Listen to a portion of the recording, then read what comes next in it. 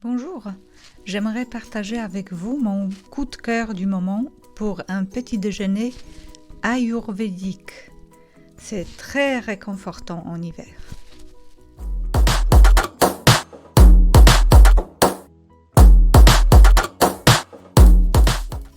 Pour le faire, on aura besoin des flocons d'avoine, des noix, des noisettes, des amandes, des raisins, du curcuma, du poivre noir, de l'eau, du lait d'amande, du sirop d'érable et d'un bout de pomme.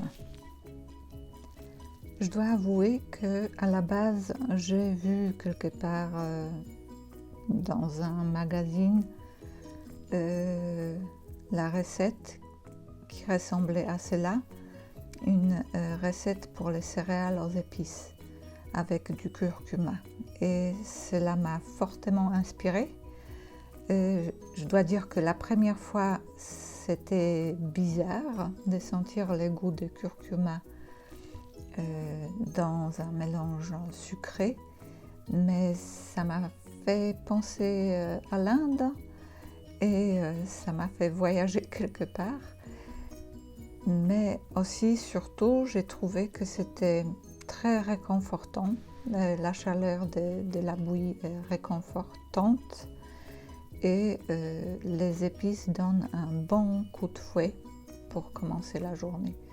Donc vraiment, quand on goûte cette préparation, on a une bonne impression que cela fait du bien à notre intestin. Et en hiver, vraiment quelque chose de chaud comme ça pour commencer la journée, ça s'apprécie. Donc voilà, j'ai rajouté déjà les épices à ma bouillie. J'ai éteint le feu. Maintenant, je peux rajouter du lait d'amande, les fruits secs et la pomme.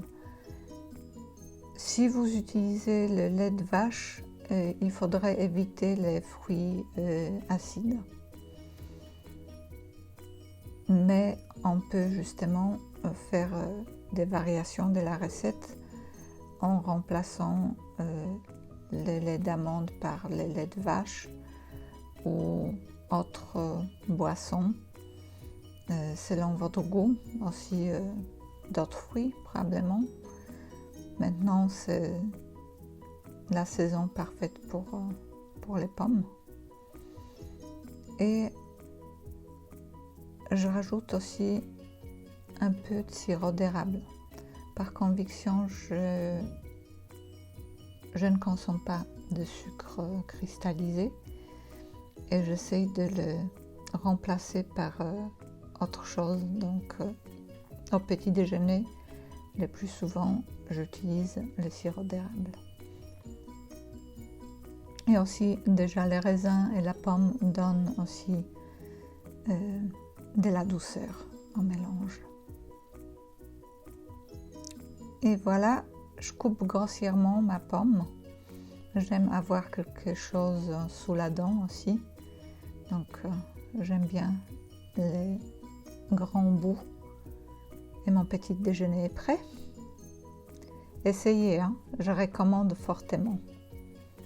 Bon appétit et jusqu'à la prochaine recette.